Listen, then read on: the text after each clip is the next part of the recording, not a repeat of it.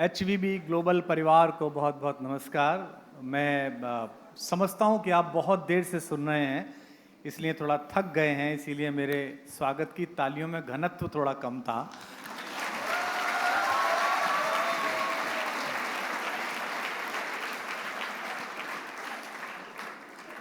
एक तो मैं 15 मिनट पहले आ गया और मैं भारत में एक साथ इतनी सारी अंग्रेजी सुनने का अभ्यासी नहीं हूं।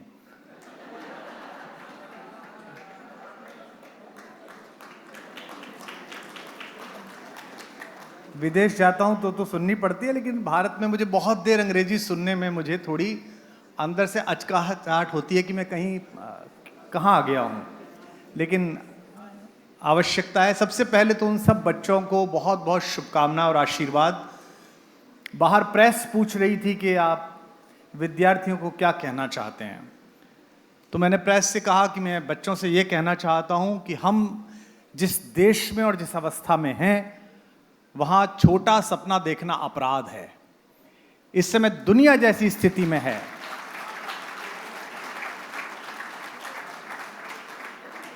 पूरी दुनिया हमारी ओर देख रही है। जब मैं कह रहा हूं कि पूरी दुनिया हमारी ओर देख रही है, तो इसका राजनीतिक अर्थ ना लगाया जाए, इसका आध्यात्मिक अर्थ लगाया जाए कि पूरी दुनिया में इतनी समस्याएं हैं, इतनी परेशानियां हैं, और घर में भी बहुत सारी परेशानियां हों, और नए लड़के कितने भी बड़े एंटरप्रेन्योर हों, वो घर में साइड में बैठे हुए 80 साल के दादा से पूछते हैं कि दादाजी अब क्या करें। क्योंकि बहुत जगह शिक्षा काम नहीं आती, विद्या काम नहीं आती, अनुभव काम आता है। और विश्व की सारी सभ्यताओं में अगर पूरी दुनिया में इस समय कोई सबसे बड़ी अनुभवशील सभ्यता है जिसने सब तरह के उतार चढ़ाव देखे हैं, तो वो भारत है, जिसमें आप रहते हैं, जिसमें मैं रहता हूं।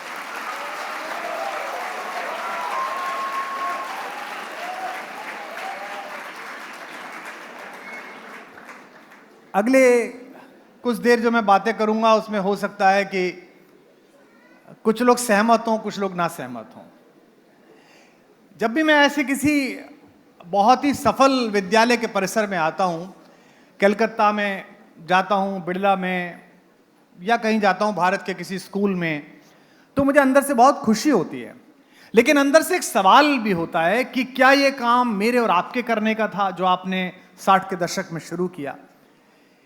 किसी भी सर्वलोक हितकारी समाज और राज्य व्यवस्था में यह काम स्टेट का होता है। शिक्षा स्टेट का काम है, स्वास्थ्य स्टेट का काम है। लेकिन पिछले 75 सालों में या तो हम ठीक से खड़े नहीं हो पाए 1000 साल की गुलामी के कारण, कि हम मिजरेबली फेल हुए हैं, स्वास्थ्य में भी फेल हुए हैं, शिक्षा में भी फेल हुए हैं। और ये हमारे देश के लोगों के डीएनए में है, उनके संस्कार में है कि जब व्यवस्था फेल हो जाती है तो कोई ना कोई व्यक्ति आगे बढ़कर उस व्यवस्था को ठीक कर देता है। तो मैं इस विद्यालय के प्रबंधक परिवार को इस बात की भी शुभकामना देता हूं और धन्यवाद अर्पित करता हूं कि उन्होंने व्यवस्था के डगमगा जाने पर शिक्षा का जो काम स्टेट का था, उसे अपने पर्सनल इंडेवर से, अपने पर्सनल श्रम से यहां तक पहुंचाया। इसके लिए पूरे भारत की ओर से और बंबई की ओर से मैं उनका आभार व्यक्त करता हूं।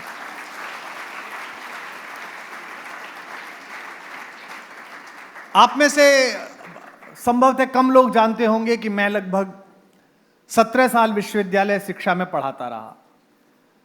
मैं एसोसिएट प्रोफेसर था। 1993 में मेरा अपॉइंटमेंट हुआ। उससे पहले मैं राजस्थान में था, तो वहाँ की सरकारी सेवा में जो सचिवालय होता है उसमें कुछ समय के लिए असिस्टेंट डायरेक्टर था। उसके बाद मैं प्रोफेसर हुआ, और जब एसोसिएट प्रोफेसर था, प्रोफेसर होना था, उस बीच इस देश में परिवर्तन की एक हवा आई, और उस हवा का नाभि केंद्र संयोग से या दुर्योग से मैं ही था। तो उसी परिवर्तन में मैंने नौकरी छोड़ दी और कहा कि पढ़ाना नहीं है। तो मेरे पिताजी जो प्रोफेसर थे, जो रिटायर हो गए थे, उनको बड़ा दुख हुआ। वो मुझे समझाने के लिए घर आए। उन्होंने मुझसे कहा कि तूने टेलीविजन पे इस्तीफा दे दिया बहस करते हुए। एक हमारे कांग्रेस के बड़े लोग, पुराने नेता हैं, लोकप्रिय तो क्या कहूं, आदरणीय दिग्विजय सिंह जी, उनके साथ बहस हो रही थी। उन्होंने मुझे कुछ कहा और मैंने इस्तीफा दे दिया कि अगर मेरे इस्तीफे से तुम संतुष्ट हो तो इस्तीफा लो। तो मेरे पिताजी मुझे मनाने के लिए आए, कहने के लिए कि ये गलत किया है। तो मैंने उनसे कहा कि ये सोचा समझा मेरा कदम है, क्योंकि मैं जितनी एनर्जी कॉलेज में इन्वेस्ट कर रहा हूं बीए और एमए के बच्चों में, उस एनर्जी का आउटपुट नहीं निकल रहा है। और मैं सोचता हूं कि यही एनर्जी मैं सोसाइटी में जाके लगाऊंगा तो इसका आउटपुट निकलेगा। लेकिन वो पुराने आदमी थे, उन्होंने इसे अर्थतंत्र में नापा कि इसका पैसा कितना मिलेगा। तो मैंने उनसे कहा कि जो आज मुझे सैलरी मिल रही है, आप मुझे 1 वर्ष दीजिए, इस सैलरी का 10 गुना मुझे एक शाम मिलेगा। उन्होंने कहा संभव नहीं है, और ये हो गया, मैंने कर दिया। और इस हॉल में बैठे हुए लोगों से भी कहता हूं, और ऐसा मैं मानता भी हूं, कि किसी भी जागृत मस्तिष्क का, किसी भी प्रदीप्त मस्तिष्क का, किसी भी अच्छी चेतना का सबसे खराब उपयोग है पैसा कमाना। बहुत सरल काम है। यहां बैठे हुए लोगों ने बहुत कमाया है, श्रम से कमाया है, बुद्धि से कमाया है, समर्पण से कमाया है। लेकिन एक प्रदीप्त मस्तिष्क पैसा ही नहीं कमाता, उस पैसे का समाज और राष्ट्र के लोक मंगल में उपयोग क्या हो, यह भी सुनिश्चित करता है।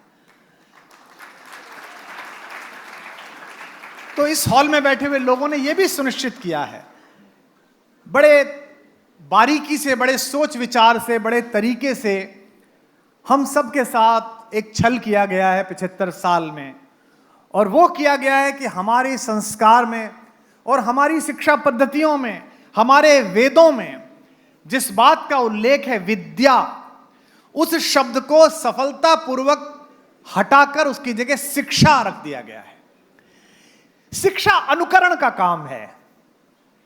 ए माने एप्पल, यह अनुकरण है। इसमें क्या है? किसी ने एक बार बोला, उसके बाद नीचे बोला गया, उसके बाद नीचे बोला गया। करोड़ों अरबों बच्चों ने ए फॉर एप्पल जाना, इसमें विद्या नहीं है। लेकिन कैपिटल ए और स्मॉल ए, इन दोनों को अलग करके परमुटेशन कॉम्बिनेशन में कैसे प्रयोग किया जाए, ट्रिग्नोमेट्री में कैसे प्रयोग किया जाए, कैलकुलस में कैसे प्रयोग किया जाए, जिसने पहली बार करा था, यह विद्या है। इसीलिए वेद कहता है, जब पूछा गया कि विद्या का क्या मतलब है, तो वेद कहते हैं विद्या से क्या मिलेगा? नौकरी। विद्या से क्या मिलेगा? पैसा। विद्या से क्या मिलेगा? यश नहीं। और अगर अच्छे लोग मेरी बात समझ पा रहे हो तो मुझे अगली पंक्ति पर सूचित करना। मैं जब जब इस पंक्ति को पढ़ता हूं, अंदर से मैं इस देश के ऊपर मुग्ध हो जाता हूं। आप लोग भी दुनिया घूमे होंगे, मैं भी 30-40 देश गया हूं, अभी फिर जा रहा हूं जुलाई में यूरोप के कुछ देशों में। और इस देश में 1000 समस्याएं हैं, लेकिन जब जब मैं वेद पढ़ता हूं, जब जब मैं मानस पढ़ता हूं, जब जब मैं रामायण पढ़ता हूं, महाभारत पढ़ता हूं, तब तब मुझे लगता है कि ईश्वर अगर थोड़ा भी अपने जीवन में पुण्य किया हो तो मुझे जन्म देना तो इसी देश में देना जिसने इतनी बड़े बड़े विचार सोचे, इतनी बड़ी बड़ी बातें सोची।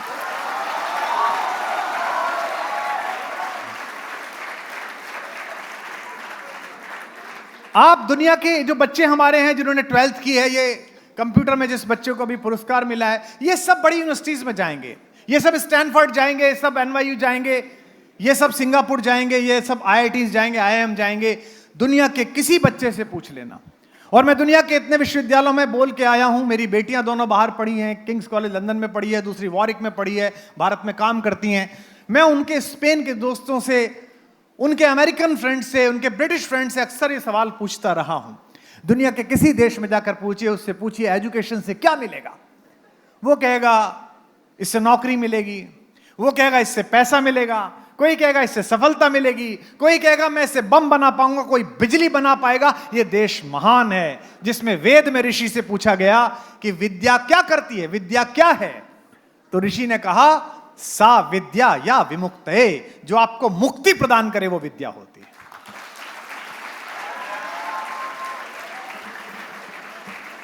अगर किसी लर्निंग को जानने के बाद तुम्हारे अंदर की किसी कुंठा का विरेचन नहीं हुआ, कैथारसिस नहीं हुआ, अगर किसी बात को जानने के बाद 4 लोगों को सुख नहीं मिला, अगर किसी बात को जानने के बाद मनुष्यता और मंगलमय नहीं हुई, तो वो विद्या नहीं है, वो शिक्षा है।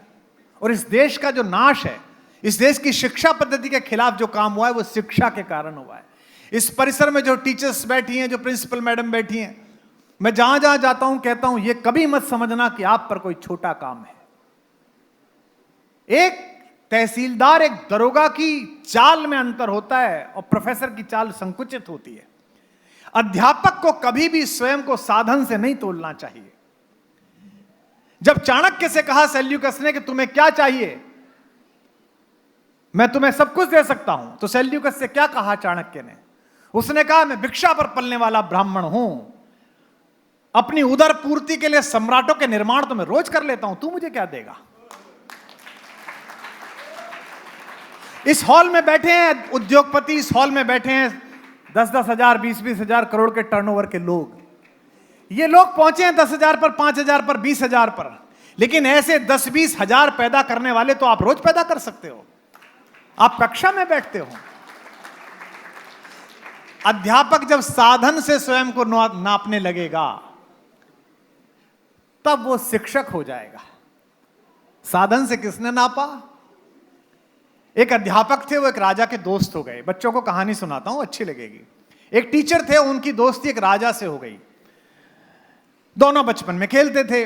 निश्चित बात है कि जो टीचर का लड़का था वो ज्यादा मेधावी था, ज्यादा इंटेलिजेंट था। जो राजा का लड़का था वो थोड़ा कम इंटेलिजेंट था। राजाओं के लड़के थोड़े थोड़े मूर्ख होते ही हैं, आपको पता ही है। हाँ, लोकतंत्र में भी आप देखो होते ही हैं। वो अक्सर शंकित होते हैं। राजाओं के लड़कों के साथ यह समस्या होती है क्योंकि उन्होंने कष्ट नहीं सहा होता, संघर्ष नहीं किया होता। मेरे पिताजी के लिए संघर्ष था कि वो 8 किलोमीटर पैदल चल के पढ़ने जाते थे। मेरे लिए संघर्ष था कि मैंने 100 रुपए में पहला कार्यक्रम पढ़ा। मेरी बेटी के लिए यही संघर्ष था कि डीपीएस की बस जो है वो 2 गली आगे रुकती थी। वो छोटी वाली से कहती है कि तुम तो अब इस नए घर में आई हो, इट वाज सो मतलब सच ए बैड टाइम, मेरे को जाना पड़ता था वहां तक। ये उनका संघर्ष है। और अगली पीढ़ी का और बड़ा संघर्ष होने वाला है कि जब हम छोटे थे तो पापा हमको पढ़ने के लिए मर्सिडीज में नहीं भेजते थे, बेंटले में ही भेज देते थे। बताओ आप कितना संघर्ष किया है। तो राजाओं के लड़के बहुधा कच्चे होते हैं, उन्होंने संघर्ष नहीं झेला होता। तो राजा का लड़का और टीचर का लड़का साथ साथ पढ़ते थे, लेकिन टीचर का लड़का मेधावी था। उस समय सिलेबस क्या था? तीर चलाना। सिलेबस क्या था? व्यूह रचाना। तो टीचर का लड़का तीर अच्छा चलाता था, राजा का लड़का कम चलाता था, जबकि काम राजा के लड़के का था। दोनों की जब एग्जामिनेशन की टाइम आई तो राजा के लड़के ने टीचर के लड़के से कहा कि चीटिंग करा दे। तो उसने कहा ये तो गलत है। बोले नहीं, तू मुझे करा दे, मैं राजकुमार हूं, मैं आगे चल के राजा बनूंगा तो आधा राज्य तुझे दे दूंगा। राजाओं के लड़के ऐसे होते हैं, लेकिन टीचर के लड़के भावुक होते हैं। मैं खुद भी टीचर का लड़का हूं, तो भावुक होते हैं। तो उसने मान लिया कि दे देगा। मैंने भी मान लिया था, मेरे साथ भी था एक कि दे देगा। दोनों बड़े हो गए। राजा स्टेट का जो था वो मर गया, राजकुमार राजा बन गया। वो जो टीचर का लड़का था उसने स्कूल खोल लिया, गुरुकुल खोल लिया, वो पढ़ाने लगा बच्चों को। एक दिन गुरुकुल में बच्चों की संख्या 0 हो गई और टीचर का जो लड़का जो टीचर बन चुका था, उसके बेटा पैदा हो चुका था, उसको पिलाने का दूध नहीं था। तो जो टीचर साहब थे उनकी पत्नी ने आटा घोल के दूध का भ्रम देके बच्चे को पिलाना चाहा। इसे देखकर टीचर का कलेजा फट गया। उसने कहा ऐसी टैलेंट भी किस बात की, ऐसी प्रतिभा भी किस बात की जो अपने बच्चे को दूध ना पिला सके। पहली बार वो कलेजे पे पत्थर बांध के राजा के दरबार में गया। राजा ने उसे देखा, अरे ये तो वही है मेरे साथ का सबसे इंटेलिजेंट लड़का, सबसे तेज लड़का। उसने कहा ओ भैया क्या कर रहे हो? उसने कहा साहब एक स्कूल खोला था वो बंद हो गया, अब तो यूं ही खाली है। तो बोले कि वो कैसे आए? तो उसने कहा बस बचपन में आपको याद है मैंने एक बार आपकी मदद की थी? बोले हाँ याद है। बोले बस वही याद दिलाने आया था, आपने मुझे कहा था कि मैं आपको आधा राज्य दे दूंगा। जैसे ही कहा आधा राज्य दे दूंगा तो राजा भी हंसने लगा और उसके जो दरबारी थे, राजा जितनी डेसिबल में हंसता है दरबारी उससे 10 गुना डेसिबल में हंसते हैं। और दरबारी की क्वालिटी भी ये होती है, जो ज्यादा डेसिबल से हरे वो ज्यादा बड़ा दरबारी। जब हम थे तो हम देखते थे कि हम बैठे हैं एक हॉल में बैठे हुए हैं, घर पर बैठे हुए हैं सीएम के, एक चमचा घुसा और चमचे ने सीएम को देख के कहा सर सर वो आज बहुत अच्छा ट्वीट किया सर। तो सीएम ने कहा ट्वीट? नहीं मैंने ट्वीट नहीं किया, वो तो कुमार ने ट्वीट किया था, मैंने उसको रिट्वीट कर दिया था। हाँ सर वही सर, बहुत अच्छा रिट्वीट किया सर। मतलब रिट्वीट की चमचागिरी। तो दरबारी जोर से हंसे, सब लोग उसकी मजाक उड़ाने लगे कि कितना मूर्ख आदमी है। अरे राजा ने बचपने में कह दी, तू आ गया मांगने के लिए। यहां टीचर का स्वाभिमान जागा। उसने कहा मैं राज तुझसे ले लूंगा। राजा ने कहा तेरी औकात, तू मुझसे राज्य ले लेगा? उसने कहा चल मेरी छोड़, मेरा एक कोई शिष्य आकर तुझसे राज्य ले लेगा। और वो टीचर वहां से निकला और हिंदुस्तान के सबसे बड़े राजवंश हस्तिनापुर में पहुंचा। वहां उसे उन बहुत सारे बच्चों के बाबा मिल गए जिनका नाम था भीष्म पितामह। उन्होंने कहा, अरे आप आए, आप तो बहुत बड़े तीरंदाज हैं, कैसे आए? बोले मुझे नौकरी दे दीजिए। उन्होंने कहा मैं ढूंढ ही रहा था, मेरा पोता अर्जुन, पड़पोता अर्जुन बहुत अच्छा तीर चलाता है, पर टीचर अच्छा चाहिए, आप आ गए, बहुत अच्छी बात है। उस टीचर का नाम क्या था? उस टीचर का नाम था द्रोणाचार्य। बच्चों को याद है, इसलिए आप अच्छा पढ़ा रहे हैं, मैं आपको शुभकामनाएं देता हूं।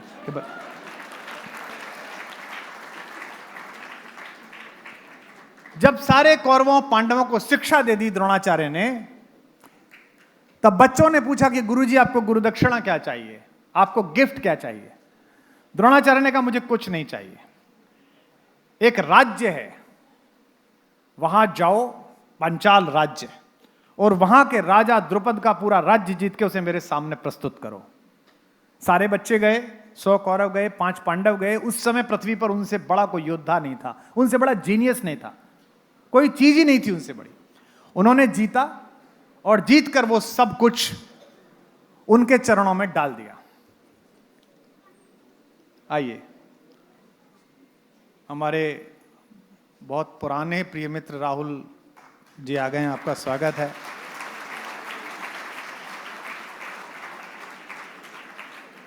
ये भी संयोग है कि ये राहुल हैं, फिर भी इनके नाम पे ताली बजती है।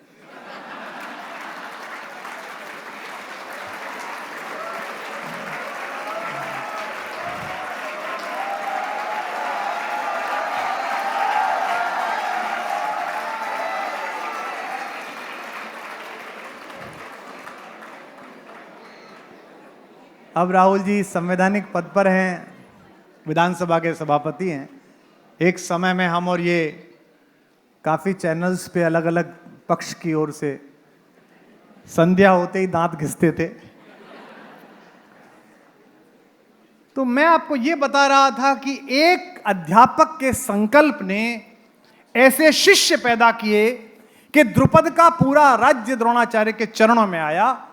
और फिर उसी टीचर ने उस राजा से पूछा कि याद है वो दिन जब तूने मुझसे कहा था कि कैसे छीन लेगा? मैं नहीं आया लड़ने तुझसे, मैंने तो अभी तीर उठाया ही नहीं, अभी तो मैंने अपने चेलों से कहा था कि जीत लाओ।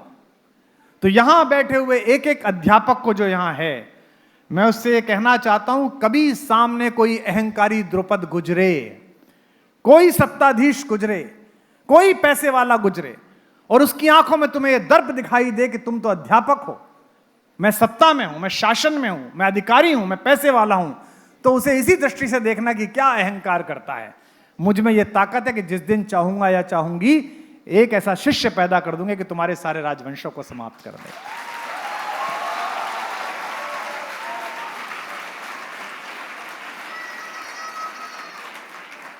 इसीलिए भारतीय गुरुकुल परंपरा में जब राजा स्कूल में जाता था, और मैं इस बात पर बड़ा प्रसन्न हुआ, अभी अभी मैं जिस प्रसंग पर आया हूं उसका सार्थक उदाहरण राहुल जी ने प्रस्तुत किया कि वे इस परिसर में घुसे तो उनके साथ जो प्रोटोकॉल है, उनके साथ के जो सुरक्षा कर्मचारी हैं, उनके साथ के जो लोग हैं, वो सब बाहर रहे और एक विनम्र व्यक्ति की तरह वो आए और उस कोने पर बैठ गए और फिर प्रधानाध्यापिका उन्हें वहां लेकर गई। यही राजा का व्यवहार होना चाहिए गुरुकुल में घुसते समय।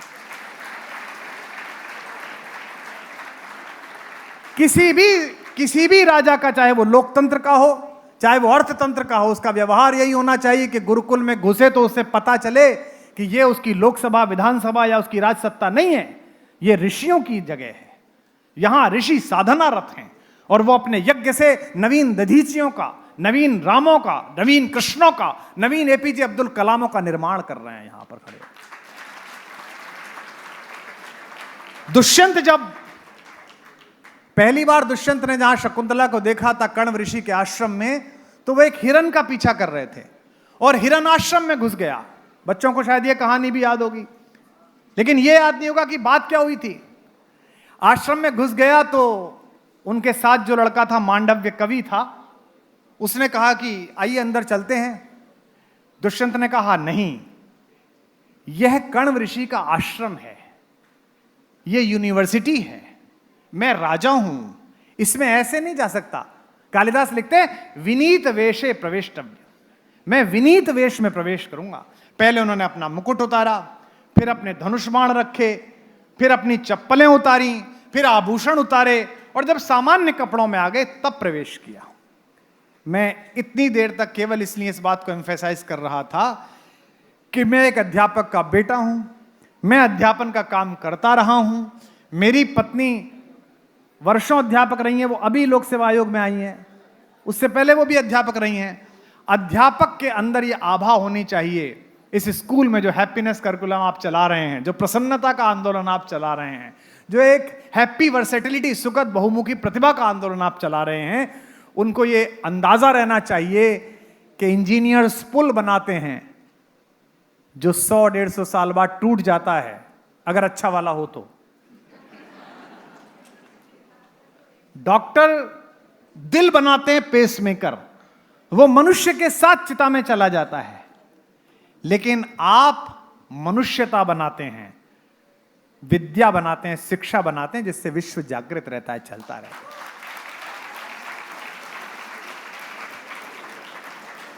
ये जो षड्यंत्र हमारे साथ किया गया, जैसे मुझे अन्यथा मत लीजिए, मैंने शुरू में बोला कि बहुत ज्यादा देर तक अंग्रेजी बोली जाए तो मैं असहज हो जाता हूं। अंग्रेजी अच्छी जबान है, सबको सीखनी चाहिए।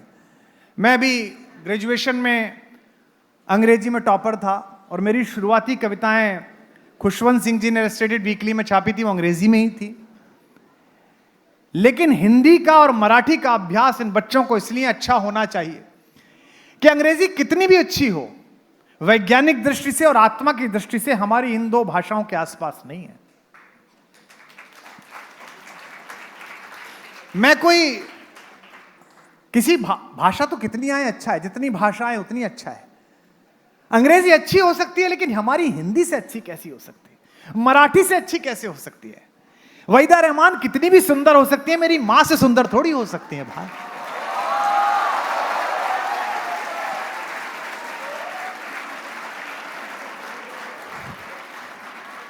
मेरी मां दुनिया की सबसे सुंदर स्त्री है, उसके बाद तमाम स्त्रियां भी सुंदर हैं। सबका आभार है, सबका स्वागत है। मैं अक्सर देखता हूं हमारे गौरव बोध में इस भाषा ने कब्जा कर लिया है। दिल्ली से सीधी फ्लाइट चलती है बंबई की, और बिजनेस क्लास में बैठने वाला आदमी हिंदी बोलने को तैयार नहीं। वो हिंदी के कवि से पूछता है, well Kumar ji flying to Bombay. मैं कहता हूं नहीं, कोटपुतली कूदूंगा छाता लेके। फिर वो कहता है, very funny, you must be joking. तो मैं कहता हूं शुरू तो तैने करी थी भाई। जब जहाज बंबई जा रहा है तो मैं भी बंबई जाऊंगा। उसके अंदर है ये, और ये अंदर कमतरी है। मैडम आप जिसको कह रही थी इंफीरियरिटी, ये अंदर की कमतरी है। अपनी भाषा, अपना देश। और ये बच्चे अभी अपने मम्मी पापा के साथ वैकेशन पे दुनिया के कुछ देशों में गए होंगे। अपनी क्षमता पर विश्व घूम के आइएगा, नौकरी करके आइएगा, फिर देखिए कि 1000 परेशानियों वाला ये देश पूरी दुनिया से कैसे अच्छा है। आपको तब पता चले। जिसे आप हैप्पी वर्सेटिलिटी कह रहे हैं वो भारत में है। बाहर आपने मुझसे कहा कि प्रसन्नता हमारी थीम है। भगवान का नाम क्या है? सच्चिदानंद। मैं 4th क्लास में था राहुल जी, तो जिस स्कूल में मुझे जमा कराया गया, हमारे वक्त में आदमी अपने मन से नहीं जाता था, जमा कराना पड़ता था। हाँ, वो शुरू में 15-20 दिन तो 4 आदमी छोड़ने जाते थे। 2 हाथ पकड़ते थे, 2 पैर पकड़ते थे, छोड़ के आते थे। आप तो हंसते मुस्कुराते आ जाते हैं, अच्छे स्कूल हैं आपके। तो उस स्कूल की संगीत की टीचर मेरे पिताजी की स्टूडेंट थी। तो उन मैडम से मेरे पिताजी ने कहा कि देखो ये इसका स्कूल बदलवाया है मैंने। वो अच्छा स्कूल था, कस्बे का पहला अंग्रेजी मीडियम स्कूल था। तो मेरे पिताजी ने कहा कि ये गाता बहुत अच्छा है, मेरे लिए कहा इसको तुम प्रार्थना गवाना। 4 साल का, यानी कि मैं 4th क्लास में, यानी कि 8 साल का रहा हूंगा या 9 साल का रहा हूंगा। तो मैंने 2 दिन तो प्रार्थना गाई। एक प्रार्थना हमारे यहां उत्तर भारत में चलती है, हे प्रभो आनंद दाता। आपके यहां भी चलती है क्या? है, चलती है? काफी सारे लोग गा रहे। मैंने तो 2 दिन प्रार्थना गाई, 4थे दिन में चुप खड़ा हो गया। 3रे दिन मैडम ने मुझसे कहा गा क्यों नहीं रहा है? बाद में पूछा बेटा क्यों नहीं गाते हो? मैंने कहा मैडम ये प्रार्थना गलत है। अब वो बात खत्म हो गई। वो 15-20 दिन बाद मेरे पिताजी को किसी शादी में मिली मैडम, तो उन्होंने कहा कि बाकी सब सही चल रहा है, उसको प्रार्थना गवाती हो बेटा? उसने कहा नहीं सर वो गाता नहीं है, वो कहता है प्रार्थना गलत है। तो मेरे पिताजी शाम को आए, उन्होंने मेरी माँ को आवाज लगाई, बोले आपको पता ही नहीं चला आपके घर में तुलसीदास पैदा हो गए? क्योंकि पिताओं की हालत होती है कि अगर उन्हें बेटे को कुछ कहना हो तो सबसे पहले उधर बोलते हैं। हाँ, जैसे वो मायके से लाई हो कि देखो तुम्हारा लाल देखो क्या कर रहा है। तो उन्होंने कहा कि तुम्हारे घर में तुलसीदास पैदा हो गए हैं, हमें बुलाया गया, यहाँ हो। तो बोले क्या बात, प्रार्थना क्यों नहीं गाते हो? मैंने कहा जी वो प्रार्थना गलत है। तो उससे बोले प्रार्थना कैसे गलत है? तो मैंने उस समय बाल बुद्धि से जो तर्क दिया वो आज मुझे बोलना पड़ रहा है इतने वर्ष बाद। हे प्रभु आनंद दाता ज्ञान हमको दीजिए। कभी आपने ज्वेलर्स की दुकान पे हींग मांगी या परचून की दुकान पे हीरा मांगा? अगर परचून की दुकान पे कहो कि भाई 7 कैरेट का हीरा दिखा दे, तो वो कहेगा जी मैं तो क्या सी बात कर रहे हो। और हीरे वाले क्या जाके आप बोलो जवेरी ब्रदर्स के यहाँ कि जरा 10 ग्राम हींग दे देना, तो आपके घर वालों को फोन करेगा कि इनको जमा कराओ कहीं। जब वो भगवान खुद ही कह रहा है शुरू में ही कि हे प्रभु आनंद दाता, मैं तो आनंद देने वाला हूं, उसके मांगने ज्ञान पहुंच गए। और अब जो बात कह रहा हूं वो वर्षों याद रखेगी। जीवन में एक बार आनंद आ जाए तो ज्ञान की आवश्यकता क्या है? फिर आनंद ही तो महत्वपूर्ण है बस। और जिनके हाथ बंधे रह गए अगली पंक्ति पर वो भी ताली बजाएंगे, दिल्ली का एक विश्वविद्यालय याद आ जाएगा। जीवन में ज्यादा ज्ञान आ जाए तो अपना भी आनंद खत्म कर देता है और दूसरों का आनंद भी खत्म कर देता है।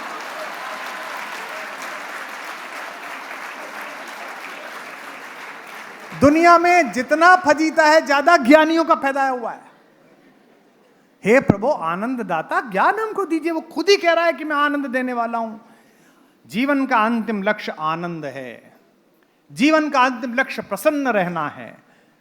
जितना ज्यादा आप, अंग्रेजी में एक कवि है वर्ड्सवर्थ, उसकी एक कविता है the world is too much with us. लोगों को देखिए, आप मिलिए, मध्यम वर्गीय लोगों से मिलिए, उच्च मध्यम वर्गीय लोगों से मिलिए, उच्च वर्ग के लोगों से मिलिए। उनकी अपनी पहचान ही नहीं है। उनकी गाड़ी की पहचान है, उनकी घड़ी की पहचान है, उनके जूते की पहचान है, उनके परफ्यूम की पहचान है, लेकिन वो जो व्यक्ति है उसकी पहचान ही नहीं है। मिर्जा गालिब बहादुर शाह जफर के यहां मुशायरे में गए तो जैसे बैठे थे वैसे उठ के चलने लगे। गेट पर पहुंचे तो दरबार ने रोक दिया। बोले आप कौन? बोले मैं शायर हूं। बोले 650 आते हैं, चल। जा ही नहीं पाए, घर लौटे। बेगम ने कहा क्या हो गया? बोले दरबार ने रोक दिया। बोले कैसे कपड़े पहन रखे हैं तुमने? अरे बादशाह के हजारों ढंग के कपड़े पहनो। तो कभी निकाह के टाइम में जो सदरी बनवाई थी वो निकाल के लाए, उसे पहना और निकाह वाली टोपी लगाई और माला वाला डाली। फिर पहुंची दरबार ने, बिना पूछे सलाम बजाए अंदर चले गए। तो जब खाना ऑफर हुआ तो वो बर्फी लेके उस पर मलने लगे, शराब लेके उस पर डालने लगे। तो बादशाह ने कहा कि ये क्या कर रहे हो? बोले गालिब थोड़ी आया, उसकी अचकन आई है। तो आधे लोग अपनी अचकनों के साथ हैं, आधे लोग अपनी सांसारिक वस्तुओं के साथ हैं। जब ये सब हट जाएंगी तब जो विशुद्ध बचेगा वो आनंद बचेगा। और आनंद के लिए यहां बैठे हुए बच्चों साधन की आवश्यकता नहीं है। चिंगम के आखिरी स्टेज पर उसे चबाते हुए ये सोचना कि फेंकूं कि नहीं फेंकूं, उस कश्मकश का नाम आनंद है।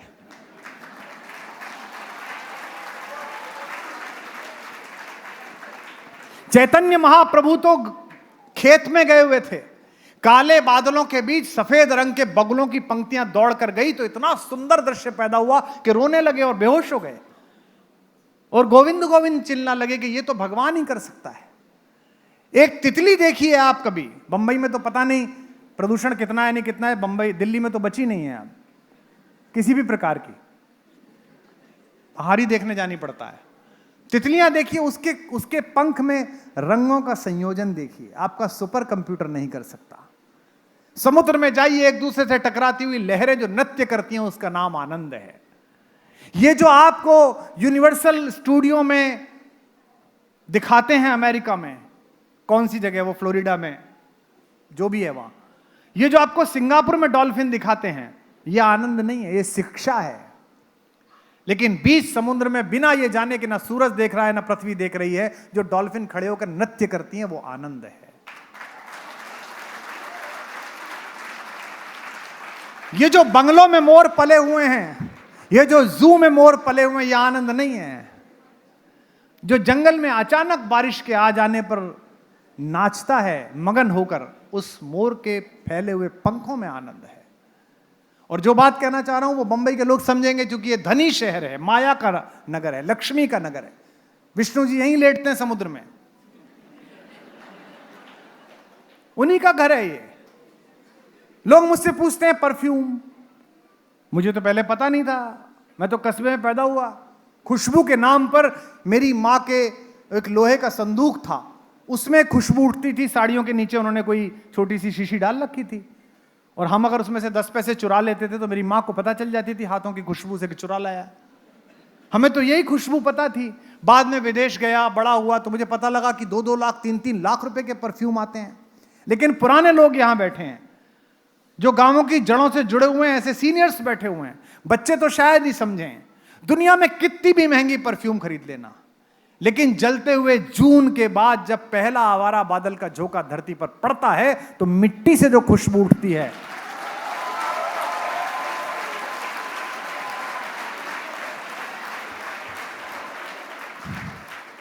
उस मिट्टी की जो उठी हुई खुशबू है, उसका नाम आनंद है।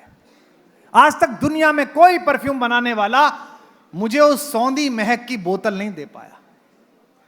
मैं जाता हूं वेनिस में, जाता हूं फ्लोरेंस, तो मेरी बेटियां कहती हैं इसको ट्राई करो, इसको लगा के देखो, हाँ ठीक है। आप तो खुश ही नहीं होते, कौन सा परफ्यूम चाहिए? तो मैंने एक दिन कहा कि देखो ये वाला परफ्यूम चाहिए। उसने कहा आपकी तो सोच ही पता नहीं क्या है, वो आनंद है। और ये आनंद बेटा कब आएगा? पीछे बैठे बच्चों, मैं तुमसे मुखातिब हूं, इनकी तो कट गई। हाँ, इनको मैं कितना समझाऊं, ये थोड़ी देर बाद चले जाएंगे पकड़ के, हाँ ठीक है बोला, बात खत्म हो गई। ये फिर कल लग जाएंगे कि नीचे कौन सा गया शेर, ऊपर कौन सा गया। मैं तुमसे कहने वाला हूं, एक खुश व्यक्तित्व, एक अच्छा आदमी मनुष्यता को और अच्छा करता है।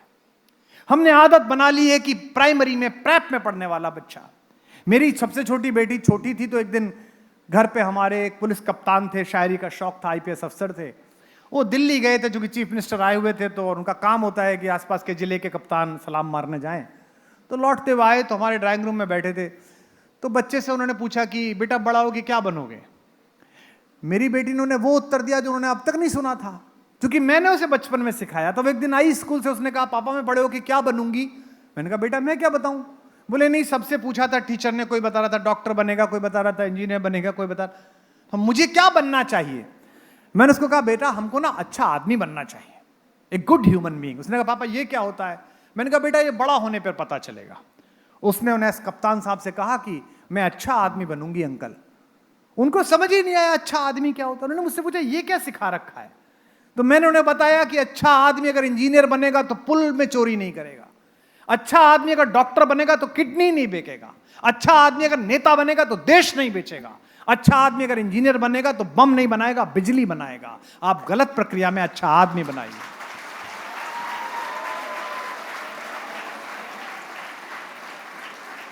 हम अच्छा आदमी नहीं बना रहे हैं।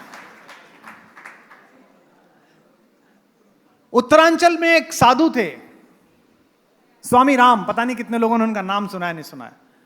तपस्या कर रहे थे, सुबह नहाने के लिए गए स्वामी राम, अभी 150 साल पहले की बात है, उनके नाम के वहां कॉलेजेस भी हैं। नहाने के लिए गए तो ऊपर से एक सेब तैरता हुआ गंगा नदी में आ गया। उन्होंने सेब उठाया, बाहर निकले, जैसे ही खाने चले उनके मन में दिमाग में विचार आया कि ये मैंने मेहनत से तो लिया नहीं, मैंने इसके लिए श्रम तो किया नहीं, ये तो किसी और का सेब है, इसे कैसे खा जाऊं, ये तो चोरी कहलाएगी। उन्होंने लोगों से पूछा कि ऊपर क्या है? तो किसी ने कहा जी सेबों का बगीचा है। 84 साल के थे स्वामी राम। शिष्यों से कहा तुम यहीं बैठो मैं आता हूं। 3 दिन चले, रास्ते में जो बेर मिला, जो चीज मिली वो तोड़ के खाई और सेब के बगीचे पहुंचे। बगीचे के मालिक से कहा कि सेब बहता हुआ आया था, आपका है क्या? उसने कहा हाँ साहब, एक डलिया हमारी बिखर गई थी उसमें से चला गया होगा। क्यों आया आप महाराज? बोले वापस देने आया हूं, तुम्हारा सेब है। बागीचे का बागवान बोला कि साहब मेरा कैसे है सेब? बागीचा तो गढ़वाल की महारानी का है। तो बोले वो कहां है? बोले वो उस पहाड़ के ऊपर। स्वामी राम 5 दिन फिर पहाड़ चढ़े, रानी को पता चली एक साधु आया है।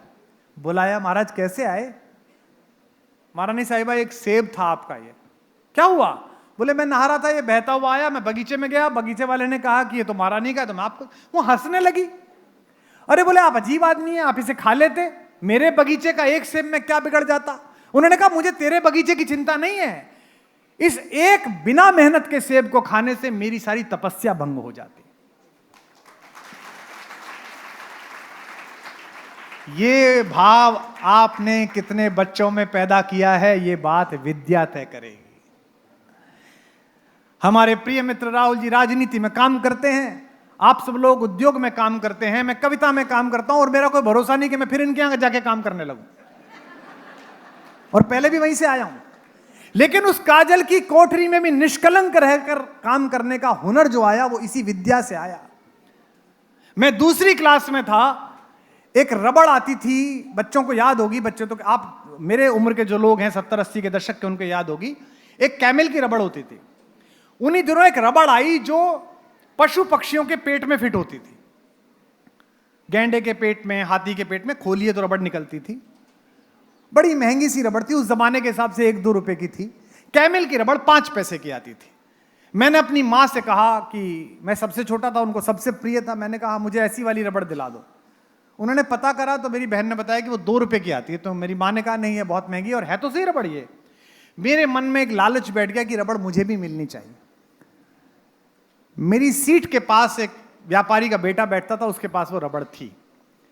मैंने वो रबड़ चुरा ली और मैं घर ले आया। मैं होमवर्क करने बैठा तो मेरी माँ ने कहा कि रबड़ किसकी है? तो मैंने अपनी माँ से कहा कि वो बाहर पड़ी थी स्कूल के, तो मैं उठा लाया। वो ज्यादा पढ़ी लिखी महिला नहीं है, 11वीं पास है केवल, लेकिन उनका आंतरिक प्रज्ञा तो मां जैसी थी। रात को जब मैं सोने के लिए उनके पास गया, मैं उनके बिस्तर के पास ही अपना खटोला बिछा के सोता था, तो उन्होंने कहा उठाओ इसको, चलो बाहर वहां आंगन में अपने भाई के पास लेटो। मैंने कहा क्या हो गया? बोले वो रबड़ जिसकी लाए हो, कल उसकी रबड़ दिया ना, फिर मेरे पास सोना। मैं अगले दिन गया। अब मैं लज्जा में ये तो कैसे कहता उस बच्चे से कि मैंने तेरी रबड़ चुरा ली। जब वो पढ़ने के लिए बैठा तो मैंने रबड़ नीचे गिर दी, और मैंने कहा अरे सुन सुन, तेरी रबड़ गिर गई भाई अंकित। उसने कहा अरे यार मैं तो कल से ही ढूंढ रहा था इसे। उसने रबड़ उठा ली। अब जो बात कहने जा रहा हूं वो महत्वपूर्ण है। अगर उस दिन मैंने वो रबड़ रख ली होती और मेरी मां ने मेरे रबड़ चुराने का समर्थन किया होता, तो मैं आज देश के और बंबई के महत्वपूर्ण लोगों के सामने प्रवचन नहीं कर रहा होता, मैं तिहाड़ जेल में बंद होता। क्योंकि जिन्होंने ये प्रवचन नहीं सुना था, जिन्होंने ये बात नहीं सुनी थी, और जिनकी मां ने उन्हें रबड़ चुराने पर नहीं डांटा था, मेरे साथ के वही लोग आज विश्राम कर रहे हैं वहीं। आपने कैसी मनुष्यता बनाई है। और इस हॉल में बैठे हुए लोगों, इस भ्रम में मत रहना कि एक अच्छा विद्यालय बनाकर आप अच्छा नागरिक पैदा कर देंगे। अच्छे गुरु अच्छा नागरिक पैदा करेंगे।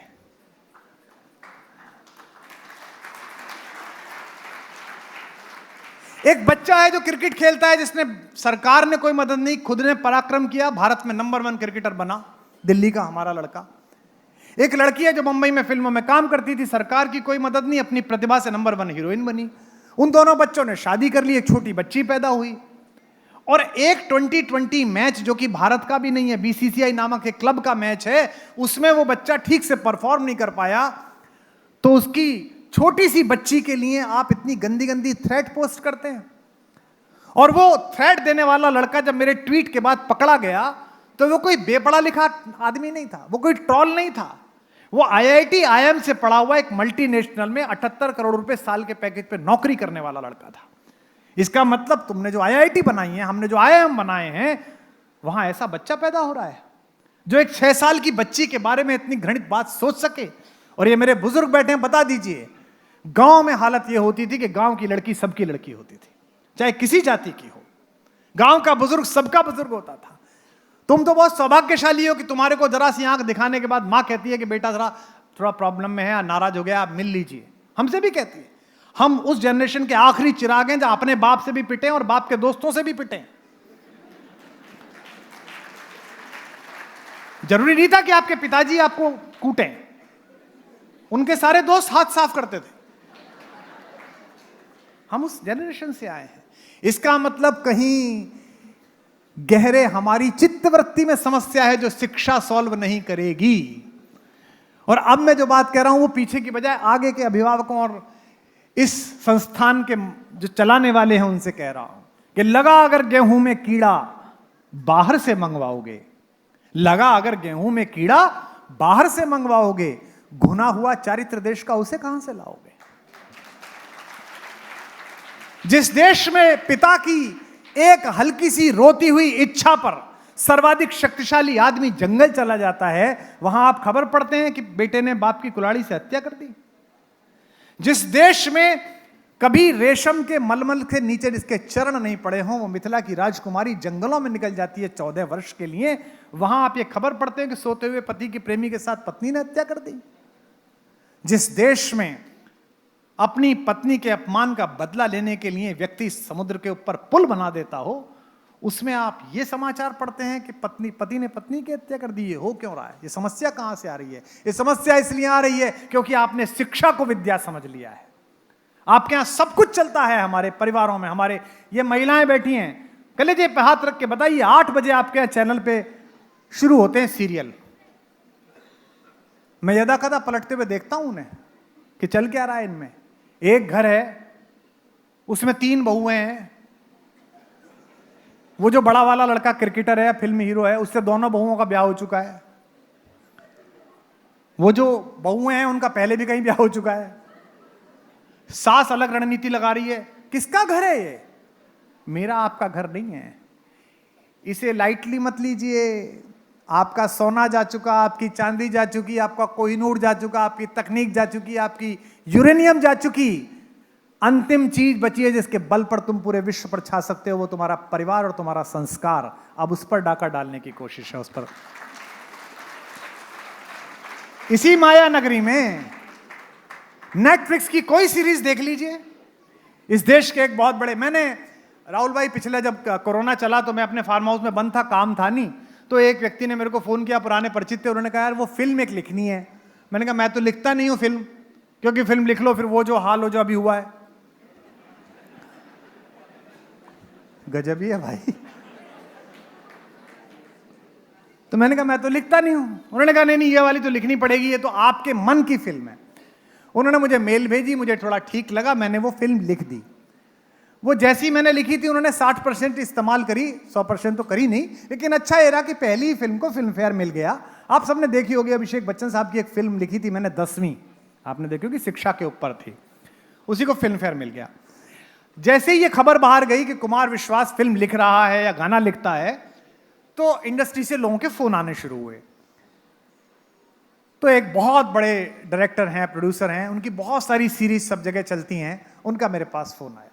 उन्होंने कहा कुमार भाई मैं आपको एक पीडीएफ भेज रहा हूं, वो एक उपन्यास है, उत्तर प्रदेश के एक डायरेक्टर जनरल पुलिस थे, उनके एक्सपीरियंसेस पर, उस पर नार्कोस की स्टाइल की मैं सीरीज बना रहा हूं नेटफ्लिक्स के लिए, 6 या 7 सीजन, आप लिख दीजिए। मैंने कहा भाई मैं लिखता नहीं हूं। अभी तो आपने लिखी, मुझे भी लगा पता नहीं कोरोना कब खत्म होगा, मुझे पता थोड़ी था कि वो थाली बजाने से भग जाएगा, तो मुझे लगा पता नहीं कब खत्म होगा। तो मैंने कहा लाइए मैं लिख देता हूं। तो मैंने कहा भाई मैं पहला एपिसोड भेज रहा हूं, आप देख लेना। मैंने पहला एपिसोड लिखकर भेजा, 48 मिनट का, मिनट टू मिनट। उन्होंने पढ़ा, कुमार भाई ठीक है मैं इसे भेज देता हूं। मैंने कहा आप कहां भेजोगे? बोले ये हॉलीवुड जाता है, नेटफ्लिक्स के ऑफिस में, वहां क्रिएटिव टीम इसको वे करती है, वो बताएगी कि फिर करते हैं, और लगभग सही है। उसके 20 दिन बाद उनका मेरे पास फोन आया कि बाकी सबसे ये कुमार भाई उनके थोड़े से सजेशंस हैं 4। मैंने कहा क्या सजेशन है? उन्होंने कहा कि 12-12 मिनट का इसमें ना एक आप गैप कर लीजिए, 12-12 मिनट पे 4 चीजें जरूर आनी चाहिए हर एपिसोड में। एक आना चाहिए कोई ब्रूटल हत्या, खून खराबा, एक आना चाहिए कोई रेप, मोलेस्टेशन, कोई इस तरह की चीज, कुछ आनी चाहिए गालियां, वो सजावट जैसे ऊपर धनिया छिड़क दिया, वो लगातार चलनी चाहिए बैकड्रॉप में, और कुछ ये जो इंडियन ट्रेडिशनल सिस्टम है ना, ये भगवान भगवान इनके खिलाफ कुछ, ये क्या पूजा वूजा। मैंने कहा ये मैं तो नहीं करूंगा। नहीं प्लीज कर दीजिए, आपका लेखन बहुत अच्छा है, आपके डायलॉग बहुत अच्छे थे, प्लीज ये कर दीजिए। बोले मैंने कहा मैं नहीं करूंगा।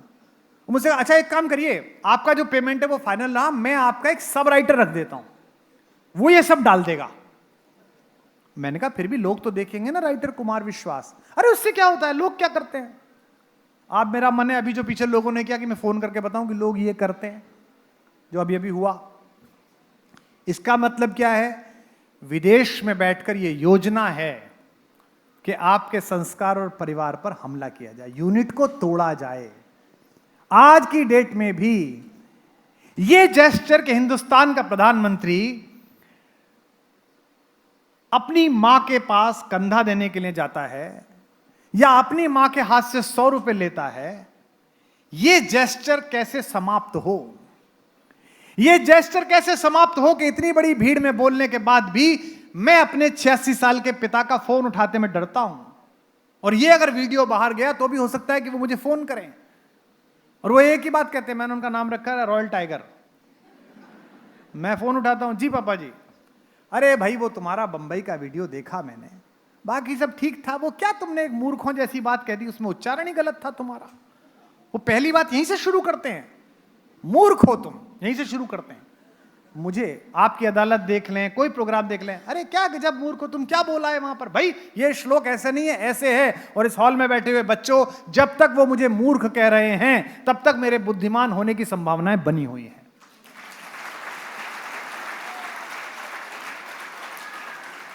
ये जो 14 साल का 15 साल का बच्चा कहता है it's my life, it's my space, ये अचानक नहीं कह रहा है, ये योजनाबद्ध तरीके से कह रहा है। और मैं इस परिसर के समस्त लोगों से ये अनुरोध करता हूं, ये आग्रह करता हूं कि आप अच्छा विद्यालय चला रहे हैं, आपकी धूम सब तरफ है, आप इतने वर्ष तक इस संस्थान को लेके आए हैं, अब यहां से आप कर ही रहे हैं, थोड़ा और सतर्क होकर आप कोशिश करें कि यहां से इंजीनियर कैसे निकलें, यहां से कंप्यूटर में कैम्ब्रिज में कौन सा पुरस्कार मिले, ये तो करें ही, इसके साथ यहां ये तय करें कि यहां मनुष्य कैसे निकले, या ह्यूमैनिटी कैसी डेवलप हो। बुद्ध कहते थे कि मेरा सन्यासी पहचाना जाना चाहिए। बुद्ध कहते थे कि मेरा सन्यासी 100 लोगों में खड़ा हो तो लोग पहचान सकें कि ये बुद्ध का सन्यासी है। भारत का नागरिक पहचाना जाना चाहिए।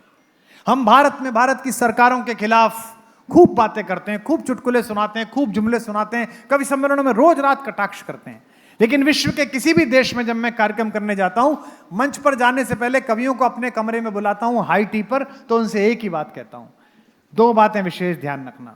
एक तो जिस देश में आए हो इस देश के बारे में कोई खराब बात मत बोलना, दूसरा भारत के बारे में कोई खराब बात मत बोलना, क्योंकि यहां तुम अकेले कवि नहीं हो, यहां तुम भारत का प्रतिनिधि हो। तुम्हारे पासपोर्ट के ऊपर छपा हुआ जो भारत का चिन्ह है वो तुम्हें उतनी ही मान्यता देता है जितना प्रधानमंत्री को देता है या विदेश मंत्री को देता है, उतनी ही ताकत देता है। क्योंकि भारतीयों ने जो पुरुषार्थ किया है, भारतीयों ने जो मेहनत की है, उसके कारण मैं आदर पाता हूं, आप आदर पाते हैं। मुंबई के अंडरग्राउंड में आपके पड़ोस में बैठा हुआ आदमी आपको कुर्ते पजामे में देख के पूछता है very good attire, from which country you are. मैं उससे कहता हूं आई एम फ्रॉम इंडिया। वो कहता है Indians very good engineers, very good doctors, very good chartered accountants. ये कमाया है हमने।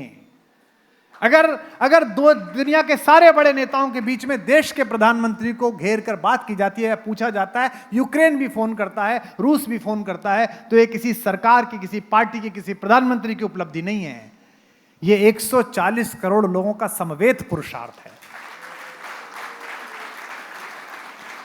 इसलिए जब भी कुछ करो तो सोच कर यह करना कि तुम्हारे इस काम के पीछे तुम्हारा परिवार, तुम्हारा समाज, तुम्हारा प्रदेश, तुम्हारा घर और तुम्हारा देश खड़ा हुआ है। ये भावना जिस समय तुम्हारे मन में आ जाएगी उस समय तुम आगे बढ़ोगे। मैं आप सबका बहुत आभारी हूं कि आप सबने इस मंगल अवसर पर मुझे आमंत्रित किया। मैं थोड़ा व्यवस्थाओं से असहमत आदमी हूं, इसलिए हो सकता है मैंने कोई ऐसी बात कही हो जो आपको ठीक न लगी हो, तो अतिथि की बात मानकर आप इसे क्षमा कर दीजिए। बंबई में रहते हैं, वैसे भी इतनी बातें सहते होंगे, तो थोड़ी सी एक आध बात मेरी भी। आधा समय तो यहाँ बारिश को सहने में निकल जाता है कि अब पढ़ी कि अब नहीं पढ़ी।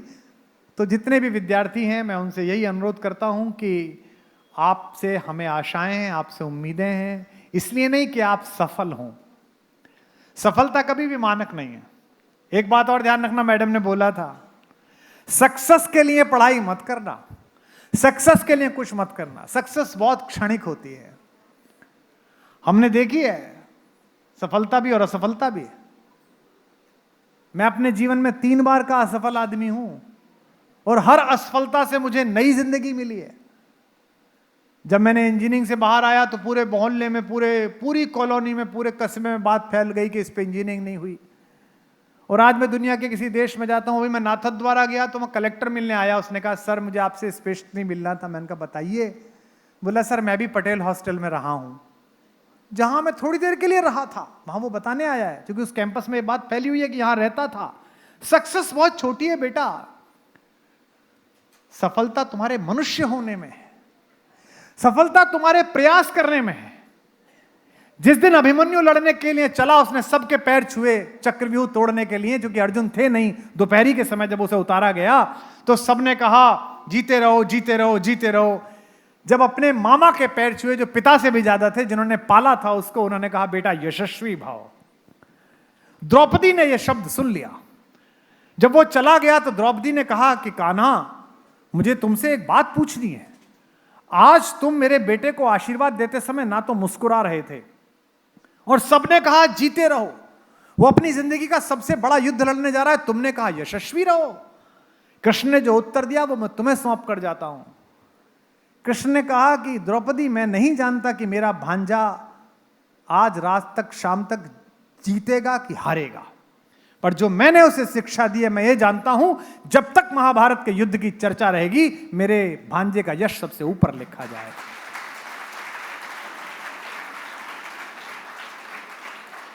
फिर एक सूक्त वाक्य बोलता हूं और इस बार आपकी तालियों की समर्थन की ध्वनि ज्यादा बड़ी हो। युद्ध इस बात पर नहीं गिना जाता कि कौन हारा कौन जीता, युद्ध का निर्णय अंत में इतिहास इस बात पर करता है कि गोली पीठ पर खाई कि छाती पर खाई।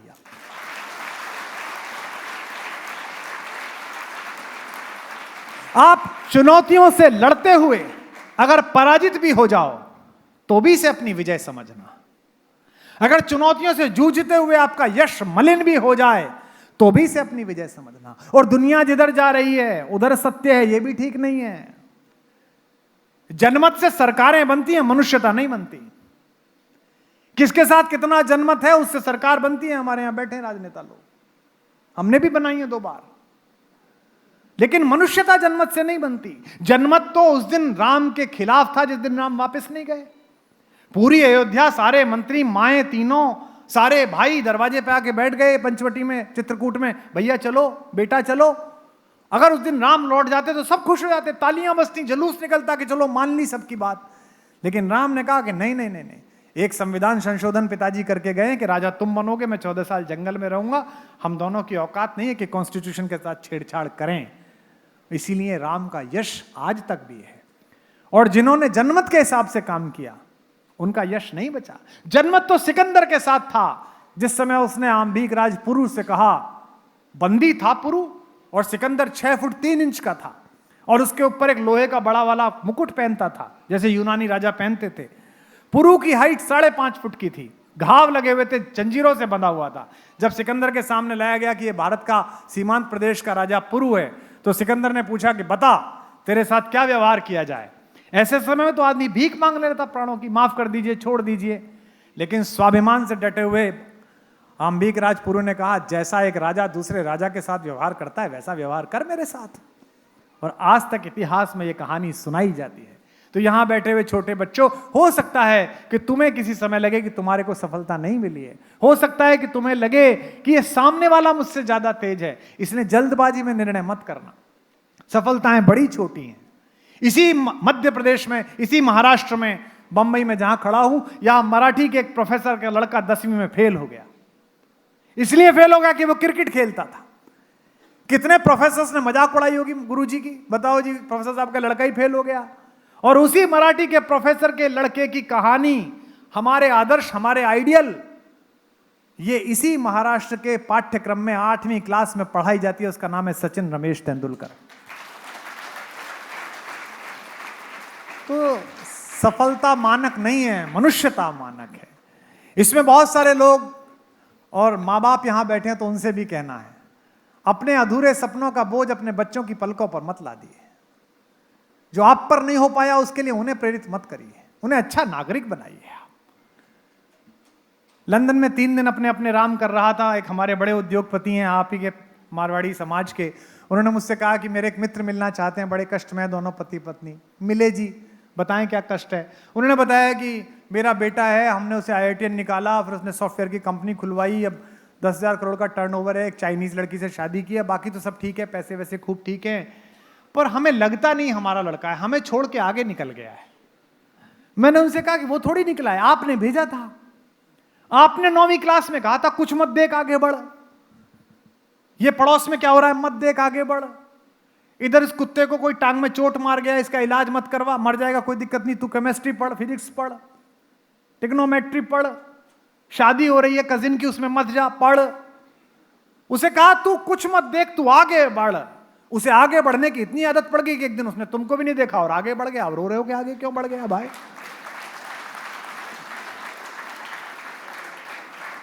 इसीलिए वेद कहता है संगच्छव्यम, हम कैसे करें? एक साथ चलें, समानी प्रपाह, हम एक कुएं में पानी पिए, हम एक साथ बैठकर खाएं। यह जो पारिवारिकता है, ये जो एक साथ उठना बैठना है। एक परिवार में 4 लोग हैं, एक साथ खाना नहीं खा रहे हैं, खाना खाने पे बैठे तो चारों अपने मोबाइल पे लगे हुए हैं, सब अपने अपने काम में लगे हुए हैं। ये कैसा है? एक तरफा संवाद है। ये जितने बच्चे तुम जितने भी हो इंटरनेट पर, सब एक तरफा संवाद है। संवाद होता है 2 तरफा। मैत्रेयी सवाल पूछती है, याज्ञवल्क्य जवाब देते हैं। नवारे मैत्रेयी। नचिकेता सवाल पूछता है यमराज से, यमराज सवाल देते हैं। और तुम जिस देश में पैदा हुए हो बेटा, उसमें जिज्ञासा को आदर दिया जाता है। एक पश्चिम है जहां जिज्ञासा पर गला काट लिया जाता है, जहां जिज्ञासा पर घर से बाहर निकाल दिया जाता है। 2 बच्चे बाग में खेल रहे थे, वहां एक फल लगा हुआ था, उन्होंने वो फल खा लिया। उन्हें थोड़ी पता था किस चीज का फल है। Virgin fruit Adam and ewe ने, तो उनके गार्जियन ने क्या कहा? भगवान ने लात मारी, का बाहर निकलो।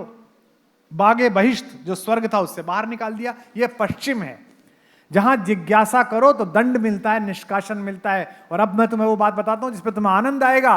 और एक भारत है जहां एक छोटा बच्चा, उसकी मां बाहर चली गई काम करने के लिए, बचपन में खेल रहा था, भूख लगी, सुबह सुबह उठ के कुछ नहीं दिखा तो आसमान में एक लाल रंग का सेब लटका हुआ दिखा, तो उसने कहा आओ इसे ही खाते हैं, और सूरज को सेब समझकर मुंह में रख लिया। तो उस बच्चे के हनु पर, उसकी ठोड़ी पर वज्र मारकर उसका मुंह तो खोला गया ताकि दुनिया में उजाला हो जाए, लेकिन उसको किसी ने दंड नहीं दिया। भगवान शंकर ने कहा कि आज से मैं तेरा गुरु हूं।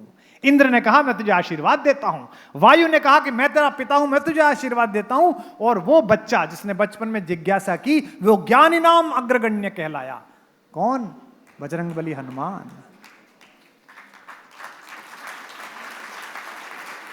जिन लोगों ने भी वो भाषा इस्तेमाल करी, मैं टिप्पणी नहीं करता हूं, मैंने की नहीं है 10 दिन से। अरे कम से कम मानस ही पढ़ लेते यार, अरे कम से कम रामायण पढ़ लेते यार। 600 करोड़ रुपए लगा रहे थे, 600 रुपए पंडित जी को दे देते, वही बता जाते, वो बता जाते कि हनुमान की भाषा क्या है। ज्ञानी नाम अग्रगण्यम, जो ज्ञानियों में आ गए। पहली बार राम मिले तो राम कहते हैं वाक्यज्ञम मधुरम इदम सुग्रीवम सचिवः कपि। हे लक्ष्मण, यह सुग्रीव का सचिव बंदर जो है, ये वाक्यज्ञम है, वाक्य को जानने वाला है। और ये जो भाषा बोल रहा है, ये तभी संभव है जब अपने ऋग्वेद, सामवेद, यजुर्वेद, अथर्ववेद चारों पढ़े हों। इतनी अच्छी लैंग्वेज बोल रहा है, और वहां तो कुछ और ही चल रहा है। उस डायलॉग को मैं तो बोल भी नहीं सकता। तो इसलिए जो लोग यहां बैठे हो, जिज्ञासा करना, खूब जिज्ञासा करना, खूब जूझना, लेकिन सफलता को मानक मत मान लेना। सफलता केवल राह है। यह मैं तब कह रहा हूं जब मैं अपने क्षेत्र में मैंने सफलता स्थापित करके देखी, कोशिश की कि जो कवि सम्मेलन केवल कुर्ते पजामे और झोले पर निर्भर था, वो चार्टर तक कैसे आए। लेकिन मैं उससे बंधा हुआ नहीं हूं, मैं उससे आगे सोचता हूं। तो आप सबको बहुत शुभकामनाएं, विशेष रूप से इस हॉल में जो बच्चे बैठे हैं उनको बहुत बहुत शुभकामनाएं। बस मैं एक सपना देखता हूं आपके बारे में। ईश्वर करे आज मैं यहां बोल रहा हूं, मैं आज से 10 साल बाद, 15 साल बाद गूगल हेडक्वार्टर में या कहीं और बोल रहा हूं, दुनिया के किसी और कोने में हूं, और मैं पूछूं कि इस बड़े प्रक्रम का, इस बड़ी एसोसिएशन का, इस बड़ी कॉरपोरेशन का हेड कौन है, ये बनाया किसने है। तो उनमें से एक बच्चा मुझे मिलकर कह सके कि सर आप भूल गए, 2023 में आप मेरे स्कूल के फंक्शन में आए थे।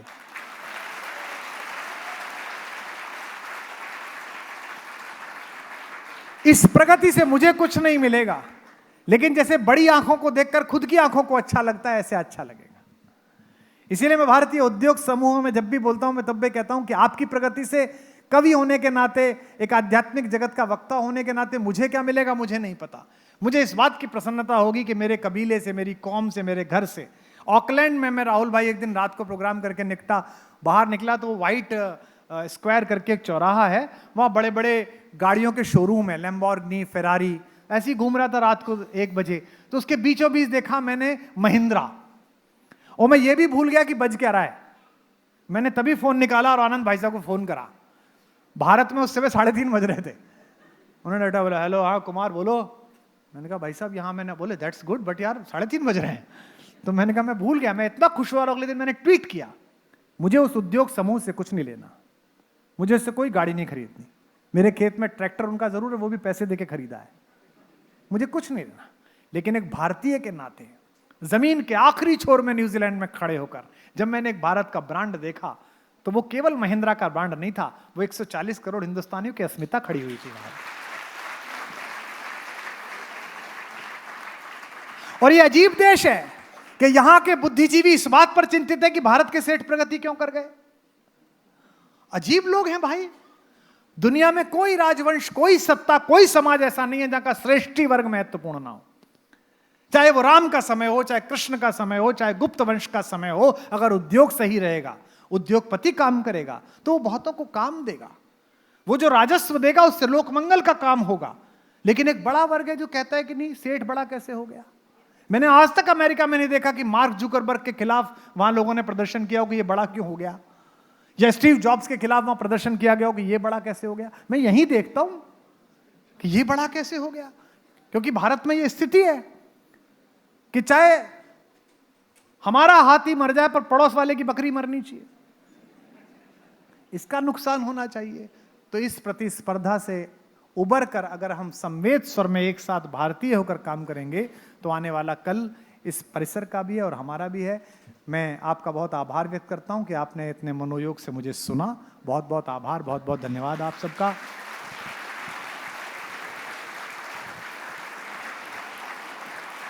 We can have a louder round of applause.